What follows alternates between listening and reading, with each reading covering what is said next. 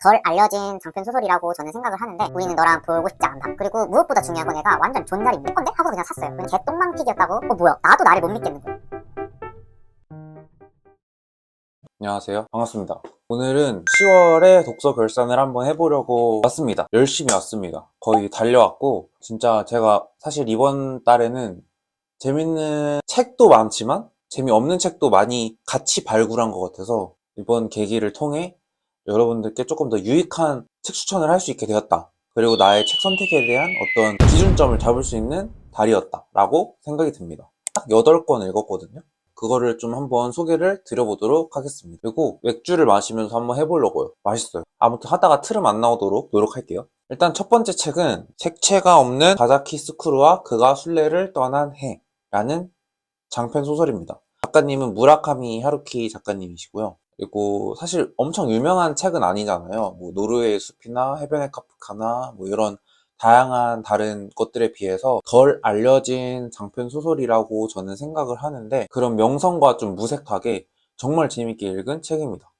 일단 가볍게 줄거리를 말씀드리자면 5친구들이 나와요. 5친구들의 이야기인데, 제목처럼 이 주인공만 이름에 색깔이 들어가 있지 않습니다. 색채가 없습니다. 그러니까 다른 친구들은 이름이 아오, 아카, 구로, 시로 이런 것들인데, 얘만 그냥 스쿠루, 만들다라는 그 의미를 가진 스쿠루예요. 얘네들, 이 5명의 무리가 나고야에서 함께 나고 자란 애들이거든요. 근데 혼자서 다른 지역으로 대학교를 갑니다. 도쿄로 가요. 그 후에 갑자기 뭐 전화가 와가지고 손절을 당해요. 이 친구들한테. 이제 우리들한테 너 연락하지 마. 우리는 너랑 보고 싶지 않다. 근데 이유도 물어보지 못한 채 갑작스럽게 그렇게 손절을 당하고 그 상태로 그냥 몇십 년이 흘러가 버려요. 아니 몇십 년이 아니고 십몇 년이 흘러가요. 그래서 좀 불쌍하긴 했거든요. 사실 친구들 사이에 관계가 끊기는 거는 흔하지 않잖아요. 막 누가 엄청 잘못을 했거나. 근데 이 주인공은 아무런 잘못도 하지 않고 오히려 막 너무 좋아하고 아끼는 친구들한테 이렇게 버림을 받으니까 사실 너무 죽겠는 거예요. 왜냐면 가족만큼 가까이 지냈고 엄청 어렸을 때부터 이렇게 잘 지내온 사이들인데, 얘네들한테 버림을 받으니까 우울증도 걸리고 막 자살 시도도 하고 이랬어요. 근데 그것을 겨우겨우 극복을 하고 시간이 지난 거죠. 그러다가 어떤 계기를 통해 얘가 이제 과거를 다시 재정리를 하려고 그 친구들을 만나야겠다는 생각을 하게 됩니다. 그래서 그 친구들을 만나러 가요. 실제로 만나러 나고야에도 가고 막 해외에 사는 친구도 보러 가고 이렇게 하는데, 나머지가 4명이잖아요. 근데 4명 중에 1명이 죽은 거예요. 그것보다 더 심각한 건 죽은 것도 살해를 당했고, 더 심각한 건 얘가 친구들한테 손절을 당했잖아요. 그 손절을 당하게 만든 애였던 거예요. 왜냐면 주인공이 나를 강간했다라고 주장을 하면서 이 친구들한테 그렇게 떠벌리니까 이 친구들이 그거를 뭐 100%는 믿지 않았겠지만 그래도 어떡해요. 피해자 편에 서야 되고, 이 여자애가 너무 정신적으로 불안해하니까 얘를 잘라낸 거죠. 주인공을 잘라낸 거죠. 그래서 이 이후의 내용까지는 설명드리는 거는 재미가 없을 것 같고, 아무튼 저는 너무 재밌게 봤고요. 이게 결국에는 사실 열린 결말로 끝나긴 하는데 나름의 해석할 여지를 많이 남겨주고 끝나거든요. 그래서 저는 제 스스로 막 엄청 행복한 시나리오를 많이 만들어내가지고 그렇게 마무리를 지었습니다. 그래서 너무 재밌었고, 혹시 저의 이 설명이 좀 영업이 부족했거나 아니면 조금 더 흥미가 생기신다 라고 하면 제가 또 나름의 영상을 만들어 놨거든요. 그래서 그거를 좀 참고해 주시면 감사하겠습니다. 그리고 또 읽은 거는 인간실격입니다. 이 책은 제독한 책이에요. 너무 재밌어서 또 읽었냐? 라고 하면 그건 사실 아닙니다. 그냥 뭔가 좀 매력이 있었고, 내가 알지 못했던 거, 내가 해석하지 못했던 어떤 내용이 조금 더 숨겨져 있을 것 같다라는 생각이 들어서 한번 읽게 됐어요. 결국에 읽으면서 또 새로운 느낌이 들었고, 어, 읽을수록 또 재밌는 것 같다는 생각도 들었습니다. 아무튼 요거는 요조라는 인물의 일생을 다루는 소설인데요. 이 요조라는 인물은 남들의 눈치도 엄청 많이 보고, 그리고 자신만의 생각이 너무 많은 그런 좀 부잣집 막내예요. 그러니까 뭔가 좀 애늙은이 같은 느낌도 있는데, 애늙은이여도 결국엔 애잖아요. 그러니까 정신이 자신은 성숙하다고 느끼지만 사실 그 지체 현상이 일어나면서 좀 따라가지 못하는 점이 많이 있는 것 같다 라는 생각도 들었어요. 스스로가 너무 오만했던 게 아닌가 라는 생각이 들 정도로 사람들에 대한 평가를 엄청 잘하는 것처럼 막 하거든요. 아, 쟤는 뭐 저래서 저런 거고, 쟤는 뭐 저래서 저런 거고. 그래서 조금 어린애가 좀 오만한 구석이 있다라는 생각이 들었고, 그래도 사람들과 잘 지내기 위해서 스스로 뭐 희생하는 것도 많고, 막 웃겨주려고 하고, 그리고 무엇보다 중요한 건 애가 완전 존잘입니다. 이 묘사상으로 나온 이 요조란 인물은 존잘남이기 때문에 여자분들이 끊이지 않고 다가와요. 그래서 뭐 어떤 약이 필요하다. 약국에서 어떤 약이 필요하다. 이러면 돈이 없는데도 뭐 손잡아줄게, 뭐 키스해줄게. 이렇게 하면 여자들이 막 약을 막 줄 정도로 좀 굉장한 미남이었던 거죠. 이런 요조가 결혼을 딱 한 번 해요. 근데 그 결혼 생활도 사실 순탄치 못했지만 이런 인물이 이렇게 착하고 착해 빠지고 남을 배려하는 인물이 왜 인간을 실격당했을까? 아니면 스스로 왜 인간이 실격됐다고 생각을 했을까? 라고 생각하면서 읽으면 더 재밌을 것 같다라고 생각합니다. 약간 기구하기도 하고 인간의 본질을 탐구하는 그런 매력이 있는 소설이고요. 안 읽어보신 분이 있으면 조금은 심오할 수도 있어요, 내용이. 하지만 재밌게 읽으실 거라고 생각을 합니다. 다음은 나만의 자유를 찾아서라는 에세이. 요거는 그냥 둘러보다가 몇 페이지 읽고서 그냥 내 건데? 하고서 그냥 샀어요. 왜냐면 사실 제가 에세이는 좀 졸업하려고 했었거든요. 읽기가 좀 잘 안 읽히는 것도 있고 에세이라는 것 자체가 남의 그런 경험이나 생각들을 막 써놓은 건데 그거를 내가 함부로 받아들이는 게 맞나? 라는 생각이 좀 들더라고요. 그래서 자꾸 떠나보내려고 했던 아이인데 애착이 좀 있는 건지 좀 괜찮아 보이면 자꾸 막 읽어보고 싶고 이러는 거예요. 그래서 몇 페이지 보다가 나름 괜찮은 구성인 것 같아서 샀거든요. 그리고 제목이 나만의 자유를 찾았잖아요. 약간 너무 보고 싶은 그 를 자극하는 제목이어가지고 읽었는데 사실 개똥망픽이었다고 생각을 합니다. 몇 가지 좀 번뜩이는 부분이 없진 않았어요. 재미가 있으려고 한다 싶을 때 막 자꾸 나랑 안 맞는 부분이 발견이 되고 사실 현실적으로 불가능한 그런 좀 이상적인 추상적인 그 자유에 대한 것들을 막 써놓아가지고 조금 별로였다라고 생각이 듭니다. 그리고 프랑스 사람이 쓴 에세이거든요. 그래서 좀 서양권에 맞춰진 그런 내용이고 프랑스 문화가 너무 많이 들어가 있어요. 그래서 내가 읽기에는 이 특유의 코리아,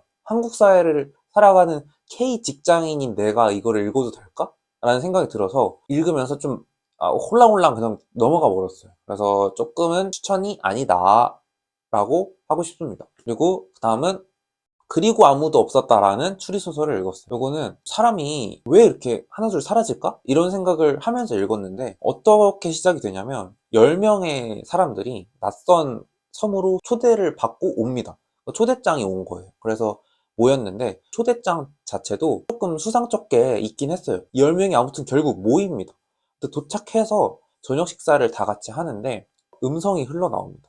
너희는 모두 살인자다. 너희들 죄를 난 다 알고 있다. 그러면서 뭐 누구는 어떻게 해서 누굴 죽였고 뭐 누구 판사는 뭐 죄를 잘못 판정해가지고 의사는 뭐 의료사고로 누굴 죽였고 이렇게 막 다 나오는 거예요. 그래서 막 직접적인 살인을 한 사람도 있지만 뭔가 좀 간접적인 살인? 그러니까 막 법의 심판을 받기 어려운 그런 죄를 저지른 사람들이 모여 있는 거예요. 이 아마도 초대장을 보낸 사람은 이런 사람들을 좀 처벌하고 싶었기 때문에 불렀겠죠? 법적으로 처벌하기는 어려우니까. 근데 그러고서 10명처럼 인형이 10개가 있는데 하루에 하나씩 그 인형이 없어지고 한 명이 죽고 인형이 없어지고 한 명이 죽고 이렇게 되는 거예요.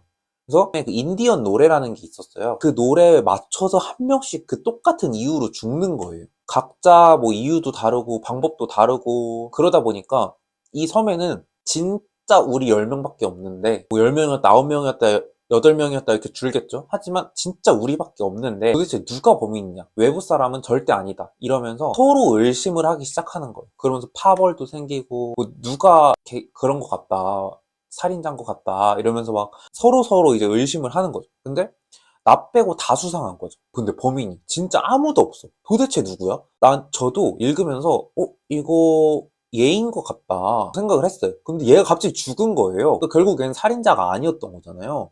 그래서 뭐야, 나도 나를 못 믿겠는 거예요. 도대체 내 추리도 틀렸고 범인이라 생각했던 사람도 아니고 그 다음 범인이라 생각했던 사람도 죽고 막 이러니까 범인이 없어요. 근데 결국에 마지막에 다 죽어요. 그럼 누가 살인자냐? 이거는 소설로 확인하시면 됩니다.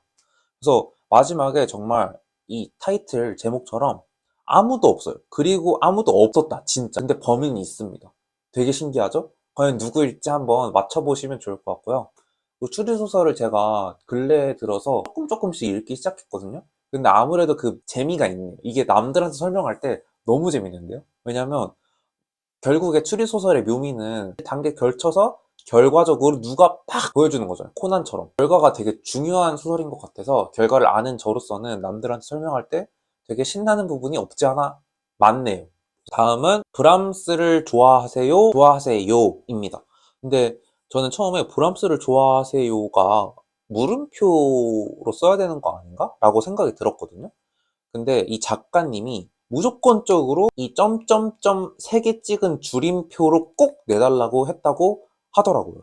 그 이유가 사실 뭔지는 모르겠어요. 그래서 그냥 뭐 취향을 묻는 그런 말이 아니기 때문이겠죠? 여기 나오는 폴이라는 주인공이 있습니다. 이 사람은 39살의 인테리어 디자이너예요. 근데 이 사람은 여자거든요? 저는 그게 자꾸 헷갈렸어요. 폴이라는 여자와 로제라는 남자가 있어요. 근데 이름이 너무, 한 명은 이름이 남성적인데 여자고, 한 명은 이름이 여성적인데 남자고. 말 잘못했나? 아무튼 그렇고요. 근데 얘가 사실 이혼을 한번 했고, 지금은 또 오래 만난 로제라는 남자친구가 있어요. 근데 이 로제라는 남자친구가 굉장히 문제가 많습니다. 그냥 말 그대로 나쁜 놈이에요. 지독하게 나쁜 놈. 그래서 얘는 뭐냐면, 이 남자는 자유를 되게 갈망해요. 마치 나만의 자유를 찾아서, 아까 제가 읽은 에세이를 읽은 사람처럼. 그래서 막 놀러도 다니고 막 여행도 가고, 그리고 뭐 저녁도 같이 여자친구랑 먹지도 않고 보지도 않고 막 이래요. 그래서 이 여자애도 사실 조금 섭섭함이 있죠. 하지만 자유를 인정해주는 멋진 여자친구였어요. 그래서 결국 이 로제는 연애로 계속 질질 끌어요. 그러니까 결혼을 안 하고 연애로 질질 끄는 거예요. 그런 거 있잖아요. 소개팅을 만약에 했어. 너무 서로 마음에 드는데 고백을 안 해. 한 일주일, 이주일, 2달까지가. 약간 이런 느낌처럼 완전 좋은데 답답해 죽겠는 거야. 도대체 언제? 언제? 약간 이런 느낌으로. 그러다가 이런 폴 앞에 자신보다 14살이 어린 25살의 시몽이라는 청년이 등장합니다. 이 친구는 근데 굉장히 존잘에다가 잘생기고 진심 있고 사랑 표현도 잘하는 그런 아주 따봉인 남자분이 등장하는 거죠. 그래서 폴한테 이제 대놓고 말해요. 아, 나는 근데 너를 사랑한다. 난 널 좋아한다. 이런 식으로 굉장히 직접적인 표현을 합니다. 그러니까 이 폴이 어떻겠어요? 약간 좀 나랑 나이 차이도 많고 이렇게 너무 잘생긴 애가 나이 많은 나와 다니면 사람들 좀 눈치도 보이고 그렇지만 약간 조금씩 넘어가요. 그러다가 여기서 이제 대사가 딱 등장하는 거죠. 브람스를 좋아하세요? 라고 하는 거예요. 저랑 같이 공연 보러 가요. 그리고 나중에 작품 해설을 보니까 프랑스인들은 대부분 브람스를 좋아하진 않는데요. 그래서 브람스를 좋아하냐는 말 자체가 이상한 말이라고 하더라고요. 그래서 브람스 공연 보러 가자는 게 저는 뭔가 나를 위해서 이런 것도 해줄 수 있어요? 라고 약간 좀 사람의 마음을 떠보는 듯한 그런 느낌을 좀 받았어요. 그래서 아무튼 뭐 둘이 공연도 보고 이러다가 폴이 완전 혼란에 빠져요. 왜냐면 이제 한쪽에서는 나를 완전 지치게 하는 익숙한 남자친구 로제가 있고 한쪽에선 나를 계속 설레게 하는 멋있는 시몽이라는 청년이 있어요. 그래서 이 폴이 어떤 선택을 하는지 이게 되게 중요한 문제로 다뤄지는 소설입니다. 결국엔 삼각관계라는 거죠. 그렇지만 결론적으로 이 소설은 사랑에 대한 소설이지만 이 사랑도 다양한 형태의 사랑이 있잖아요. 39살의 여자인 주인공은 어떤 사랑의 형태를 원할까? 사실 조금은 예상이 가긴 하죠. 어떤 예상을 하실지는 정확하지 않지만 아무튼 저의 예상과는 조금 달랐습니다. 그래서 뭐 마지막 장면도 너무 인상적이었고 그래서 삼각관계 너무 재밌고 아무튼 안 읽어보신 분 있으면 보셨으면 좋겠네요. 다음은 젊은 베르텔의 슬픔이라는 책을 읽었습니다. 요거는 제가 브람스를 좋아하세요를 읽고 삘 받아가지고 읽었거든요. 왜냐면 뭔가 비슷한 결이길 바라며 읽었어요. 근데 사실 그렇진 않았다. 그래서 사실 제 취향은 아니었지만 작품성을 봤을 때는 뭐 나쁘지 않다? 이게 조금 특이한 구조여가지고 나름 또 재미가 있었던 것 같기도 합니다. 사랑이 사람을 망치는 그 과정과 그걸 통해서 독자들에게 위로를 건네는 약간 좀 사페 같은 소설적 주인공의 슬픔을 통해 너의 슬픔을 치유하거라 약간 이런 느낌이에요. 그래서 아무튼 이 주인공이 베르테르고요. 완전 감성의 끝이에요. 그러니까 감성남이에요. 그래서 자연과 예술에 완전 돌아있는 사람이죠. 그래서 이 청년이 로테라는 여자를 만나버려. 근데 문제가 있죠. 이 로테는 약혼자가 있어. 토였나? 아무튼 그 약혼자가 있는데 약간 불길하긴 하죠. 그래서 이 베르테르는 벌써부터 슬퍼. 이 약혼자가 있어. 근데 난 얘를 너무 사랑해. 결국에는 친구로서라도 좀 옆에 지내려고 막 하거든요. 하지만 이게 말이 쉽지. 얘를 너무 좋아하고 사랑하는데 어떻게 친구로 지내요? 완전 위장 남사친이잖아요. 그래서 이거는 안 된다. 스스로도 이렇게 생각을 하죠. 그렇지만 모든 나의 일상이 다 로테가 중심인 거예요. 나의 사랑 로테를 중심으로 막 계속 돌아가는 거예요. 그러니까 하늘만 봐도 로테, 나뭇잎을 봐도 로테, 바위도 로테. 내가 좋아하는 이 자연과 예술이 다 로테로 둘러싸인 거예요. 그래서 결국 이 사람은 로테도 이제 불편하고 친구들도 말리고 약혼자도 너무 완강해. 그리고 약혼자가 너무 완벽한 약혼자야. 그러니까 이 약혼자가 차라리 완전 개 못됐고 완전 바람둥이에 쓰레기면은 차라리 내가 막 노력을 해가지고 다시 쟁취를 하겠어. 하지만 너무 완벽하고 친절하고 나한테까지 잘해주는 이 남자 약혼자를 내가 어떻게 쳐내겠냐고요. 그래서 완전 감정 엑셀을 풀악셀 밟아버려요. 그래서 이 사랑을 멈출 수 없다면 그냥 내가 멈춰버리겠다. 약간 이런 마인드로 끝나거든요. 그래서 어떻게 멈추는지는 소설을 통해서 보시는 게 좋을 것 같고요. 제가 이걸 처음에 보면서 사랑에 대해 생각했던 게, 와, 진짜 너무 순수한 사랑이다. 왜냐면 저희는 사랑을 할 때 상대방의 조건을 되게 많이 보잖아요. 돌싱이냐, 애가 있냐, 이런 걸 떠나서 그냥 이 사람이 좋으니까 약혼을 했건, 그냥 너무 사랑하는 게 너무 순수하다. 라고 생각을 했지만, 중반부에는 약간 이거 좀 집착 아닌가? 이거 좀 혼남 입장에서는 완전 개빡칠 것 같은데? 이런 생각도 들었고, 후반부엔 진짜 그래 진짜 멈춰라 너한테는 너란 놈은 진짜 답이 없다 슬프고 뭐고 답이 없다 라고 생각이 들었거든요. 이 과정이 결국 나름 재미는 있었습니다. 뭐 제가 말했던 내용이 재미가 있으셨다면 읽어보셔도 좋을 것 같지만 뭔가 엄청 매끄럽게 넘어가는 느낌은 받지 못해서 그게 조금 아쉬웠다. 다음은 외계인 자서전이라는 책입니다. 이 외계인 자서전은 조금 다른 말부터 하자면 표지가 너무 이뻐요. 표지가 진짜 외계인스러워. 계속 나를 이끌게 만들었고 이동진 평론가님이 뽑았던 책이어서 어떨지 궁금했어요. 사실 근데 이동진 평론가님이 뽑은 책은 저랑 안 맞거든요. 왜냐면 너무 디테일하고 너무 이 고지식을 내가 가지고 있어야만 뭔가 더 재밌게 읽을 수 있는 책들이 너무 많은 것 같아요. 그래서 그의 추천을 뭔가 나에게 맞추기는 어렵지만 그래도 뭐 읽어보고 싶었고 그래서 읽어봤습니다. 아무튼 그래서 제목처럼 자서전이에요.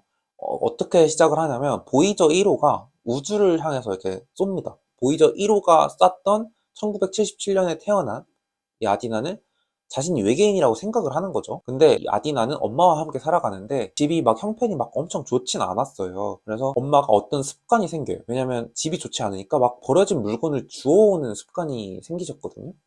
그러다가 팩스 기계를 가지고 옵니다. 팩스를 통해서 이제 아디나는 어렸을 때부터 계속 통신을 해요.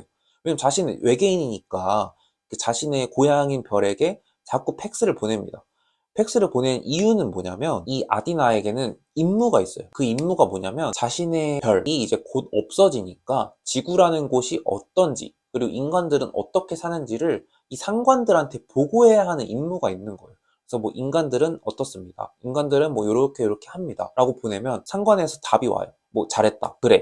약간 이런 식으로 되게 짤막짤막하게 오지만 이렇게 소통을 하면서 쭉 지내가요. 근데 이 아디나는 굉장히 예민한 아이거든요. 전리도 있고 근시도 심하고 청각이 되게 예민하고 늘 혼자인 아디나지만 마음을 나눌 친구가 딱 한 명 생깁니다. 친구와는 멀어지기도 하고 가까워지기도 하고 그리고 또 이 친구의 오빠와도 사랑 같은 우정을 되게 잘 지내요. 다른 사람들과도 가족 같은 커뮤니티를 형성하고 엄마도 그렇고 이제 또 독립을 하면서 강아지도 키우고 이러면서 되게 많은 자신들에게 소중한 게 생겨버린 거예요. 이 외계인한테. 아디나가 계속 팩스를 통해서 통신한다고 했잖아요.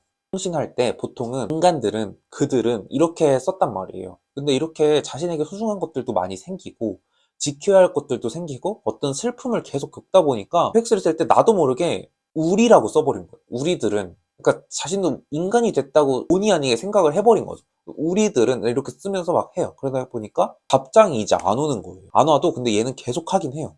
아디나에게는 마지막쯤에 되게 좀 극적인 사건이 발생을 해요. 이 사건을 통해서 배우는 것도 많고 느끼는 것도 있겠지만 결국에는 이 한 소녀의 특별한 일생이잖아요. 왜냐면 외계인이니까 이 외계인의 삶을 보통 인간들 사이에서 보내는 거, 이게 되게 핵심적인 이야기인데 사실상 특별한 게 없어요. 특별한 외계인이지만 특별한 게 없어요. 이걸 다 읽은 독자들은 이런 생각을 분명히 할 거예요. 도대체 아디나가 진짜 외계인일까? 아니면 외계인이라고 생각을 하는 인간일까? 근데 어떤지 결과는 이 소설에서 내주지 않습니다. 정확한 답변도 없고 어떻게 생각하든지 독자들의 마음일 뿐이에요. 그래서 뭐 여러 가지 좀 공감이 되는 것도 있었고 좀 어려운 것도 있었어요, 사실. 그래서 읽으면서 막 이거를 막 추천할 수 있을 정도로 재밌다라고는 사실 느끼지 못했고, 그냥 내용 자체가 너무 신선하고 누군가에게는 되게 재밌을 수 있겠다라는 생각까지는 들었습니다. 굳이 막 추천하냐 아니냐를 하자면 그냥 쏘쏘 정도로 하겠습니다. 마지막으로는 아랑은 왜라는 소설입니다. 이거 읽어보신 분들이 있을지 모르겠어요. 독특한 소설이다? 라고 댓글을 달아주셨던 분이 있는데 저도 읽으면서 되게 신박하다고 느꼈습니다. 왜냐면 이게 소설이라고 분명 그랬는데 읽으면서 소설 같지가 않은 거예요, 처음에. 그래서 근데 이거 뭐지? 작가의 말인가? 이렇게 생각을 했는데 그렇지도 않더라고요. 아무튼 소설이긴 소설이에요. 그래서 솔직히 막 흥미진진하다거나 막 속도감이 있다고 생각하진 않아요. 근데 재미가 없지도 않아요. 그래서 그냥 짧긴 짧거든요, 책이. 그래서 뭐 읽어보셔도 좋을 것 같고, 묘사나 이야기가 머릿속에서 잘 그려져서 좋긴 한데, 결국 이거는 조선시대에 있었던 아랑전설을 소재로 직접 소설을 구상해가는 이야기가 전부 소설의 내용이라는 거예요. 그러니까 이렇게 말로 표현해도 약간 어렵잖아요. 읽으면서 그걸 이해해야 되니까 그게 되게 난감하긴 했어요. 근데 결국 이해를 하고 나서 보니까 소설이 거의 끝나가. 한 번 더 읽어야 되나? 이런 생각도 들긴 하는데, 아무튼 뭐 어쩔 수 없고 장편 소설 속에 녹여낸 아랑 전설이 기존의 이게 민화니까 이게 아랑 전설이 되게 많은 내용으로 해석이 되는 거예요. 기존의 그런 내용들을 넘어서 새로운 시각으로 또 만들어내가지고 그게 재밌었던 것 같고, 그런 점에서 새롭게 해석하는 게 뭐 개인적인 뭐 호불호를 떠나서 좀 강한 인상이 좀 남았습니다. 사실 이거를 재밌으니까 강추해라 이렇게는 못하겠고요. 만약에 저처럼 김영하 작가님이 너무 좋아서 다양한 소설을 읽다가 이런 소설도 한번 읽어보고 싶다라고 해서 넘어가는 게 조금 더 맞는 길이지 않나 라고 생각이 들었습니다. 아무튼 나름 정리를 한다고 한 건데도 불구하고 잘 표현을 못한 것 같아서 좀 아쉽습니다. 근데 뭐 이게 저의 표현력의 한계이기 때문에 더 잘할 자신이 없고요. 그래도 나름 열심히 저의 재미있었던 부분과 좀 책으로서 아쉬웠던 부분을 좀 이렇게 잘 포장해서 설명하려고 했으니까 제가 부족하더라도 찰떡같이 알아들어 주시기를 바라겠고요. 그리고 가끔씩이라도 댓글 잘 달아주시고 저한테 막 응원이나 추천이나 해주시는 분들께 정말 감사의 말씀 드리겠습니다. 이제 또 11월이 2달밖에 안 남았네요. 2달 후면은 또 새로운 해가 다가올 텐데 그때까지 또 열심히 독서도 하고 감기 걸리지 마시고 건강하게 즐겁게 방구석에서 같이 유튜브 보는 사람들이 되기를 바라겠습니다. 그러면 모두 안녕히 계세요.